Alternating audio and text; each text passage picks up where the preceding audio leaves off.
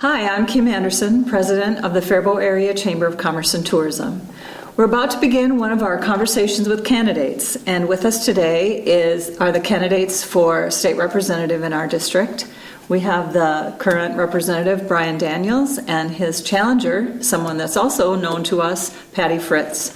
Patty, welcome. Well, tell us a little bit about yourself. Well, thank you, Kim, and thank you for inviting me here today and the opportunity to speak to the Faribault community. I am Patty Fritz, and I am running for the Minnesota House of Representatives for the House seat in our District 24B. I was honored to hold that seat from 2004 to 2014. I am running now because I love our community. I am energetic and passionate about serving and working to improve people's lives in our district. My husband Jim and I are lifelong residents of the Faribault community. The Fritz family is in its 5th generation here, beginning with great-grandma Anna, then Grandpa Elwood, my husband Jim, my son Jim, and our grandson Jacob. And a shout out to you too, Maddie. I am running because I want to serve and work to be an effective advocate for our district. I will work to get things done. The issues we are facing today are the very same issues I worked on and continue to fight for when I was the representative for 10 years. The safety of all of us, our excellent police department and our fire department are number one on my list. I am honored to have the endorsement of the Minnesota Police and Peace Officers Association and the Minnesota Professional Firefighters. Good schools, good paying jobs, affordable health care. Our roads and bridges in greater Minnesota need to be fixed, repaired, and maintained. Helping our small businesses stay alive and open. Helping our family farmers remain productive and sustainable. That is why I am a candidate who wants to be your legislator, to be a strong voice for all of us, and put our priorities and our concerns of this district first. Thank you, Patty. Now, Brian, we'd like to hear anything you'd like to share about your current position, your background. Tell us about yourself. Yes, thank you, Kim. I appreciate the opportunity to be here, and thank you for the invite. I'm Brian Daniels. I'm the current representative for District 24B. I was elected 2 years ago on my first term, and I'm a family man. I've been married for 39 years to my wife, Liz. I have 4 children, 7 grandchildren, and in 2014, I just decided that we could do a lot better at the Capitol. There were some decisions being made that I wasn't agreeing with, and things just weren't going the direction I liked. So instead of sitting on the couch and complaining about it, we actually got off and started campaigning and worked really hard to get into the seat. And I think we've done some really good things this last 2 years. We've added a considerable amount of money to nursing homes. So our local Pleasant Manor got a 20% increase in funding, and St. Lucas got an 18% increase in funding. We did some real good things for the K through 12. We've closed the disparity gap a little bit from the metro to the rural. We've stopped some bad things from happening. We've had proposed gas tax increases that we've managed to defeat. We've also defeated the universal pre-K. We did do some things with pre-K. We did actually funded a amount, I believe it was $25 or $26 million for scholarships, so that the children who still need the pre-K can still qualify for that. One of the things I'm most proud of is we actually held the spending down. We had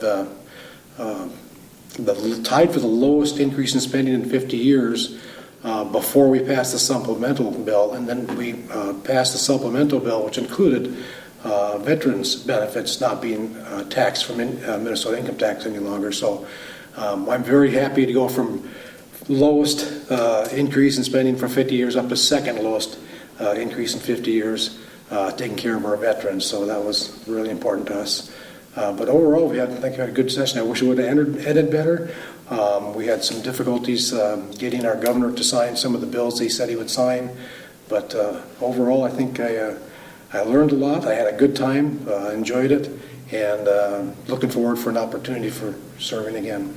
Thank you, Brian. So let's quickly just answer that about the end of the session, because now there's still talk about a special session before the next 17th session. What do you think? Is that going to happen?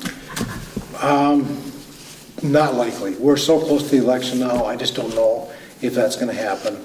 I was just disappointed. In fact, I was shocked that our tax bill was agreed upon by 89% of the House and the Senate. Very high percentage. Had a lot of good things in there. Had $500 million in tax relief ongoing to middle-class people in Minnesota, to college students. They could get some credits for their student loans. It had major tax relief for the farmers, which would have been really, really nice to see. A lot of good things in there. Ongoing would be about $500 million, and we're just shy of $900 million in total tax relief for the first couple of years there. So that wasn't signed. That was vetoed, and unfortunately, the governor didn't want to sign that. He wanted to do the bonding bill and hold that kind of a, I guess, better word, a hostage. And so we had our tax bill already submitted for signature from the governor. We had the bonding bill done about 10 minutes to midnight, sent that to the Senate. At the last minute, there was 7 senators who did put an amendment on there for the light rail for Southwest, and knowing that would destroy the bill, knowing that would be the end of session. So that was really unfortunate that we had just a few people that wanted to change something last minute.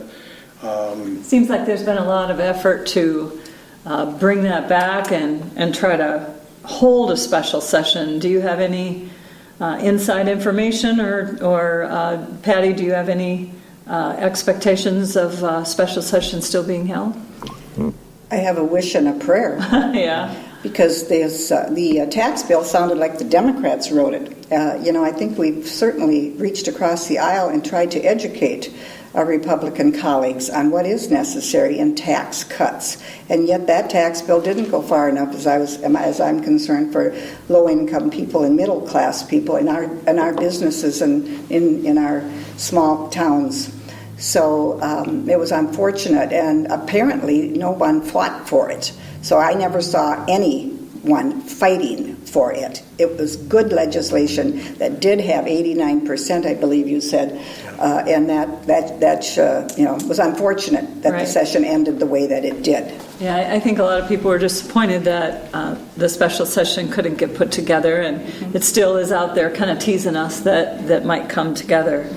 But we need to look forward as well. So in thinking about that, I mean, we're hosting this at the Chamber on behalf of the Chamber of Commerce, so you expect that first question is going to be about business. And a lot is said about the business climate in Minnesota. So to really grow the economy of Minnesota, what legislation needs to be considered in 2017? Brian, I want to start with you on this one. Thank you.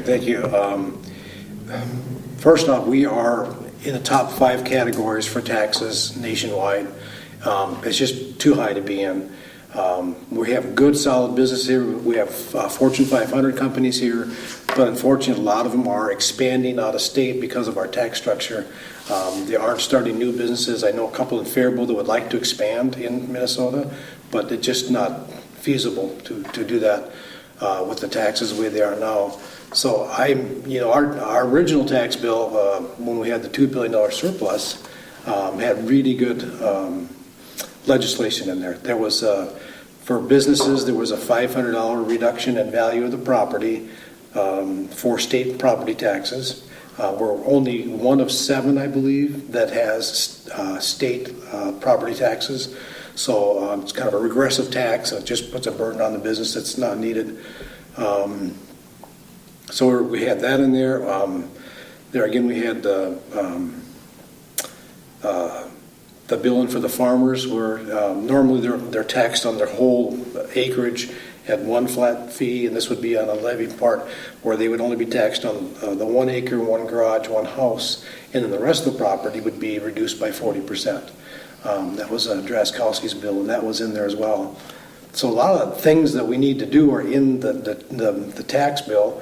When we reduced the surplus, was going from $2 billion down to $900 after the reports came out. then we had to scale down the tax bill. But still a lot of good legislation and a lot of things for small business. And you anticipate those same things coming forward in the next session? Yeah, definitely. Okay. Definitely. We'll be pushing real hard to get that.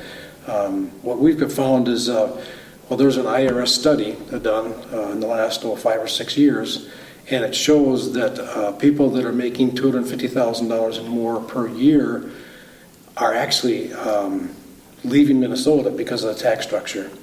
So people that are maybe going to start a new business, people that expand a business, people just making pretty good money in Minnesota are now moving out of the state. And if we don't fix our tax structure, that is going to continue to happen, and we don't want to see that. I mean, if we could get out of that top 3, top 4 highest taxes in the country to maybe 15th, something like that, I don't think we'd have that exodus of people out of the state. And a lot of wealth. There's I think the last report I saw was like $1.7 billion of wealth has left already in the last, I think it was 5 or 6 years. Mm-hmm. And that's by the IRS, so it's not a partisan thing. Yeah.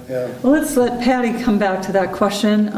Just repeating a little bit for you about the business climate in Minnesota, and to really grow the economy, what legislation should we be looking at for 2017? Well, first of all, I want to comment on the comment that Brian made of the $250,000 earners leaving. They really aren't all leaving. They're staying here. They're making the money here, and they're happy to stay here. The reason being is that we have one of the best educated workforces ever, and have for years. And that's where I think we need to put our emphasis, is looking at and continuing and to improve the education of our workers. The issues that we're hearing from businesses who aren't leaving, Sage, they're here forever, they told me. They're never leaving. I'm very happy to share that with you. They need workers. Those workers need housing. These are the 2 issues that have been put to me from our business community.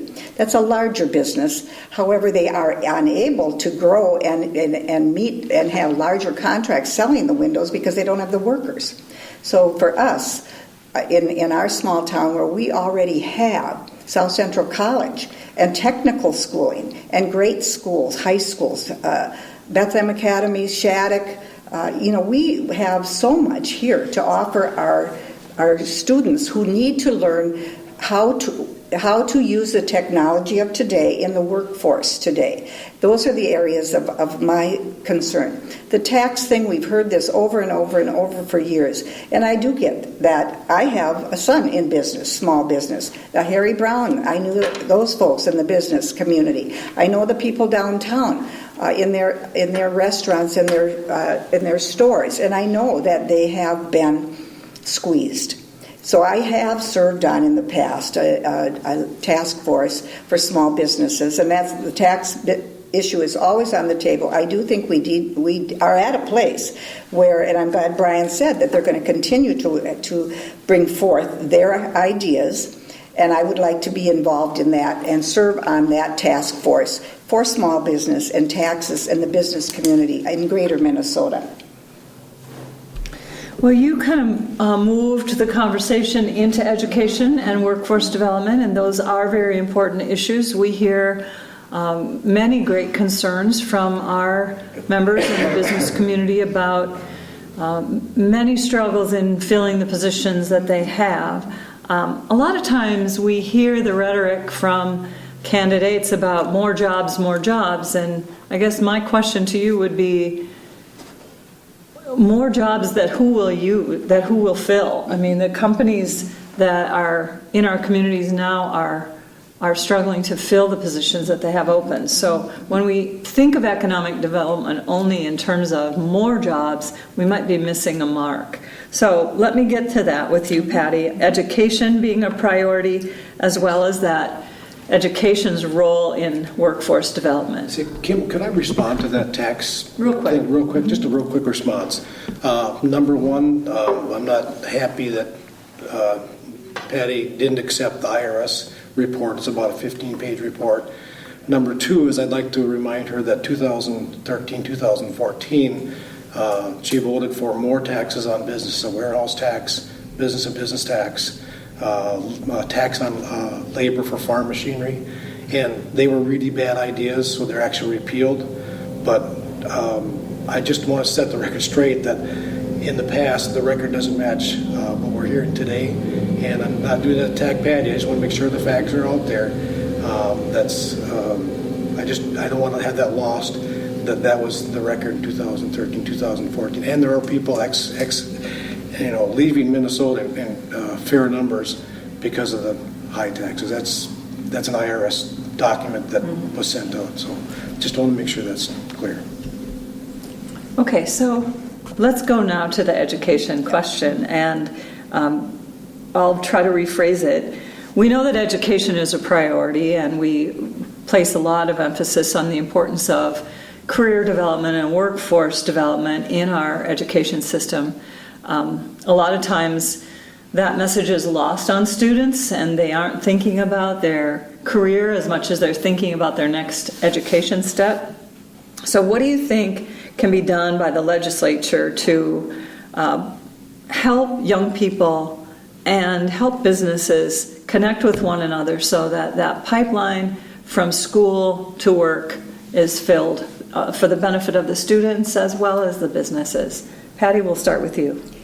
Well, I think that we've begun right here in Faribault with our South Central College and our high school. But I do think we need to get into the elementary schools. I really feel that businesses need to connect more. And I'm talking, jobs that young people would see as their future. I know that they do have in the high school, and they have a career day, and I think that's fine. But I think we need to more emphasis on that early on in education about the many careers, and things have changed. The technology now that is used in manufacturing is really, I believe, something that our youngsters get. And so they need to be able to latch on to that education and that dream sooner. And so that's where I feel the education, the legislature and business community and the educators all need to work towards that goal. We've done that in some respects with South Central College by bringing back welding and carpentry, those types of jobs that are good paying jobs. And we need carpenters and plumbers and electricians. I thought about my electrician the other day. That is, they have to go to school for that. They have to be, up on the latest. And so I'm impressed with that quality of work that they do. And I believe we need to offer more opportunity to our students earlier in Brian, anything about education or workforce development that you'd like to share?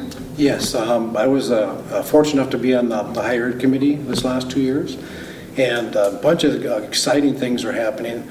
Number one, we are trying to match up 8th and 9th graders to go into different manufacturing facilities, tool and die places, and just kind of get an idea, because it's not the same as it was 20, 30, 40 years ago. These machines, pretty much you're programming the computer to run the program, and MRG just right down the street here is a perfect example. It's air conditioned, it's well lighted or well lit, it's very clean.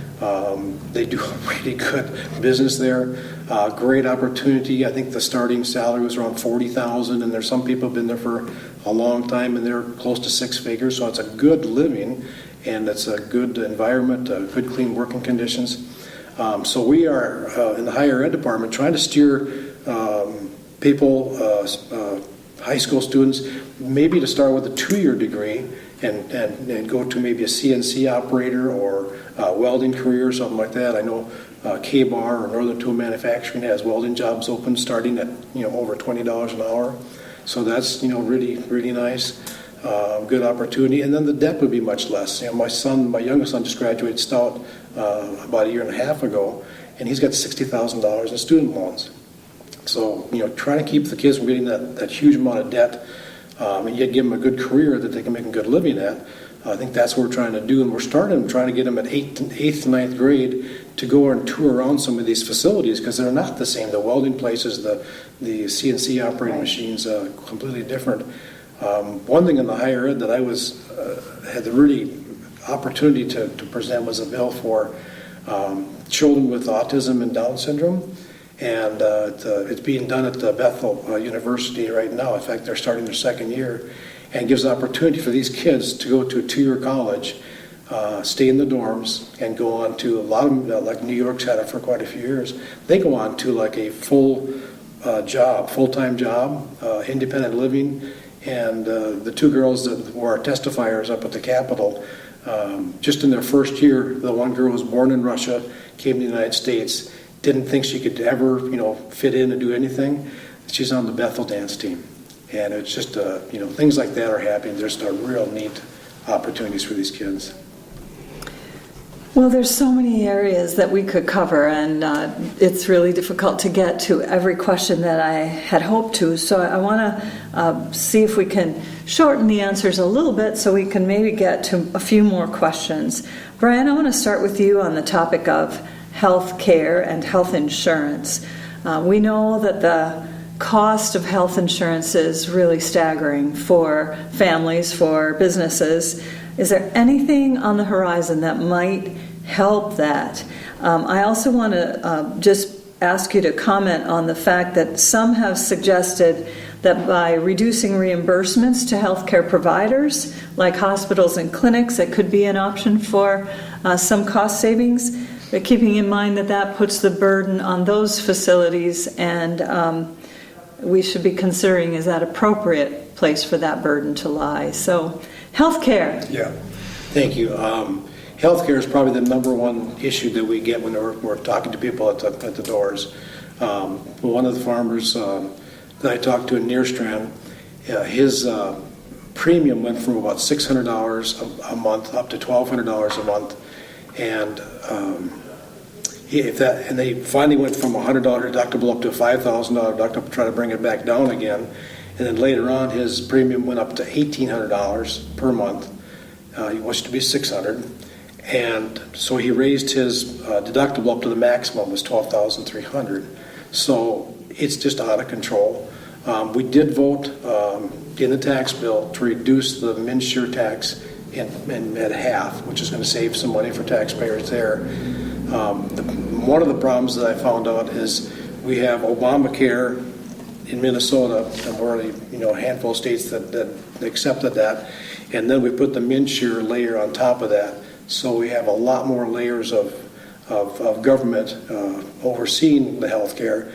And then we did actually have Mr. Nobles do an audit on the MNsure program and found well over $400,000 of, well, $400 million that was used to get the website going and expenses there. But he did a different audit on people that are getting the benefits that didn't qualify for them, and anywhere from $170 to $270 million in a 5-month period of people that got the benefits that should have got the benefits, but he couldn't tell because it's just kind of a mess. So what would you propose that might fix this mess? We've talked about getting rid of MNsure and going to the federal exchange. I think that would help bring the cost down. Again, a lot of states have done that. It's hard though, because not only is the insurance rates going up, but like you said, the hospital and clinics costs are going up all the time too. Right. So it's a tough battle, but I think we just have too many layers of government there that are trying to facilitate that. It's a big issue, Patty. So what would be your response to that? Well, the healthcare issue has certainly been with us my entire adult life. When I think back to when I first ran, for office, and I was knocking on doors, and I would get young husbands who would shut the door behind them and step down and in very soft-spoken say to me, "I have no health insurance, and my wife thinks I do. She's expecting our 3rd child. I have no health, no way to pay for that." And I heard that over and over, and I saw that over and over, and I realized that so many people did not have health care. If their business didn't offer it, they had no way of getting it there. They didn't make enough money to pay to buy it on their own. I heard this so many times from people, and so and working in the nursing home where I saw many elderly people come in who never had health insurance. And what happened is they ended up losing their home or their farm, paying for their cost of the facility. Care, paid to the facility for the care that they receive. So it's been a huge issue for all of us for years. We did, and we certainly do need reform. And we did take a bite out of the apple, a big one, with the Affordable Care Act and with the MNsure program. However, they need lots of work. I'm grateful that the governor has called the Health Care Task Force back again. I think we should continue that forever. And again, it's horrible that these premiums are going up 39, 49, and 50%. People cannot afford that. Right. And so we really are, again, I'm grateful that the task force is up and running. It should stay running forever because this is a huge issue. It's multifaceted. I worked before there was Medicare. When Medicare came in, people were the same, it's not any good, get rid of it. They changed it, they worked on it. It still needs help.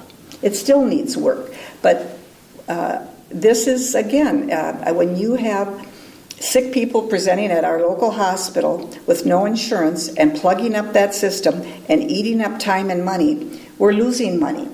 We were losing money on sick people who had no insurance. So we were able to insure 95% of them.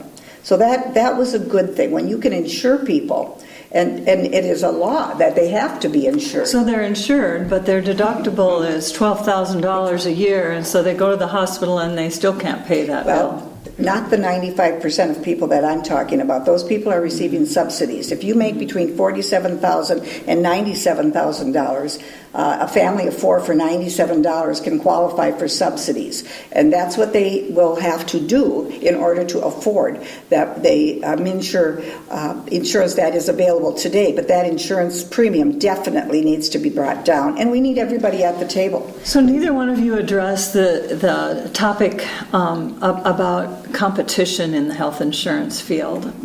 We're losing providers, and that's driving the cost up and making fewer and fewer options for people to be insured. How do you speak to that really quickly, Brian? Well, when MNsure came out, there was, I forget the exact numbers, but it was like expected to have like 500,000 people enrolled into it in the first year. When the actual numbers came out, they were 84% off, I believe. They were only 80 or 16% right. So when you talk about insurance company wanting to, hopefully make a profit or at least break even in Minnesota, you can't do it with only a 16% out of 100% expectations. So that's one of the main reasons that all the companies are pulling out right now. There's not enough room to make a profit with that small of a pool. Patty, do you want to comment? Well, and on the other side of that, when I was in the legislature, I know that there were reserves that Blue Cross Blue Shield had, a lot of reserves that would have been able to pay for the cost of the patients and also for the insurance company to stay in business, and they were in business. But the problem is that when MNsure came about and many people were not insured, they didn't take the time or the effort to become insured. I think a lot of it still was early on affordability. They just did not have the money or the know-how to do it. And again, the program itself did have and was difficult to access. So all of those things, again, are behind us. I look forward to hopefully bringing the insurance companies to the table, commerce to the table, the physicians and providers and all of us to the table. And I do want to just mention also cost. When you talk about cost containment in procedures, I believe that's another area that really hasn't been talked about much. When you talk about what it costs, $60,000 for a knee or a hip replacement, and is that still a viable amount of money that should be charged for that in this day and age with the technology available to our providers? I think all of those issues need to be discussed and looked at. Well, we often talk about health care reform, and what we really are talking about is health insurance reform. So the notion that we spend some time on the health care part, I think, is important too. So we don't have a whole lot of time left, and we have several topics we'd like to get back to. So one is about labor laws. So right now there's the notion of individual local governments setting local mandates on wage and benefits, and then there is the issue of prevailing wage that I'd like to get to, where Minnesota is an outlier in the way that prevailing wage is calculated. It's not really the debate that I'm looking for, whether or not to have a prevailing wage, but how it is calculated. So, Patty, on those two issues, local government mandates on wage and benefits and prevailing wage. Well, for me, the prevailing wage has always been in statute for as long as I can remember. And the calculation of it has been brought up at different times, and absolutely no movement to do anything to change that, improve it, or whatever has ever happened. So I haven't been that up on any ideas or movement in that area. I do know that prevailing wage here in our community has enabled our workers to increase their wages on various projects. The prison, I go back to the prison for one, and so I think our workers, for the most part, don't understand the calculations of it. But I do think that going forward, I don't see any legislation that would come about to change that. There isn't enough, as far as I know, there's not enough of an interest in it, a large enough interest in it. Okay, well, what about the issue of local governments being able to set their own minimum wage or benefits, not just for their government employees, but for their whole community? Well, and I don't understand where that is coming from either, other than I did not know. Is that occurring now in our small towns? Yeah. Well, not in Faribault, but it's in other communities, and we look for that, wondering whether it will come to other communities outstate Minnesota once the major metropolitan communities consider that. So, Brian, do you want to address that one? Sure. First off, minimum wage, excuse me, it was never, a lot of people have the discussion at the Capitol that you can't live off a minimum wage. And that's 100% true. It's never designed. It was never designed for a living wage. It's always been designed for to teach somebody job skills. High school students are going part-time. College students are going part-time. It was never designed to be a living wage. So when you try to make minimum wage a living wage, it's going to hurt everybody, not just businesses, but it's going to hurt everybody. And one of my colleagues, Representative Draskowski, had a good analogy, and I'll use his. When you put in a minimum wage, like when it went up to $15 in California and $15 I believe at the airport, it's like taking your house foundation and raising it up 2 or 3 layers of blocks, because everything above that is now going to be more expensive. There was a pizza place in California that about 2 months before their $15 minimum wage started, he said, I was getting ready for this. So his pies went from about $15 or $16 a pie to $30 a pie. Mm-hmm. So in reality, when these guys went from $9 or $10 an hour to $15 an hour, they actually got hurt. And that's what we don't want to see. And what about the part where a local government can set a minimum wage that's different from the state minimum wage? How do you feel about that? I don't agree with that at all. The minimum wage was, set federally at first and then by the states. And when you have individual cities that are going to start interpreting that, and maybe even smaller towns interpret that, the market right now for finding laborers is really hard. I think that's going to be 10 times harder. If you have one community that goes to $15 an hour minimum wage, you'll have just an exodus of employees. Struggle. Yeah. So really quickly on the prevailing wage question? It's a complicated issue. The only thing I know on it is that it drives up the price of everything we do. If you have one employee that normally makes $26 an hour on the job, but now if he's on a certain contract, he's going to make like $40 an hour. That money, the difference in that is how much it costs to maybe build a bridge or redo a road or anything like that. So in reality, it costs a lot more to do that job. And I would like to see, at least, we haven't had much discussion in the last 2 years about it. I'd like to see that discussed, because it's really a huge expense. I guess it's not, on the top of either of your minds on that one. So in the time we have left, I want to make sure that you have an opportunity to speak to the issues that are most important to you. I would like to quickly just get to the issue of the state primary moving to June. Do you think that's a good idea? Patty? No, I don't. I think that for legislators it wouldn't be good. You'd have to file and start working in March. August, of course, it was low turnout, but it has been low turnout. I don't like the August one, but I don't think moving it to June is the answer either. Okay. Not sure what the right answer is on that. Brian? June would be nice. I mean, if anybody's in the legislature, it's going to be a little harder for them. But if you're doing your job and you're contacting your constituents, during the month, during the week, when you're in session, I don't think it's going to be a huge deal. But it would give people a lot more time to focus on the campaign, and instead of having multiple candidates, having one candidate go forward. So I'm kind of leaning towards June.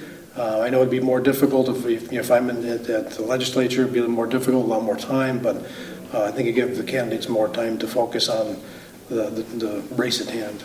Okay.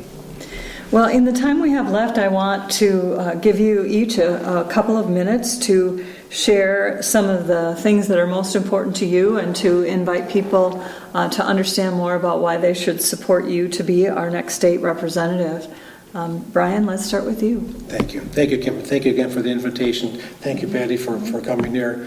And I know we disagree sometimes, but I appreciate we can disagree, and as civil people, I appreciate that. I ran 2 years ago for my main concern was the health of the small business climate. Owning and operating a small business most of my life, it's a struggle. And I felt that the taxes were out of line. I felt that the regulations were too many. So my first bullet point on my campaign literature was to advocate for the small business owner. And we've done that. We've done a really good job in the tax bill. It didn't get signed by the governor. I'm really disappointed in that.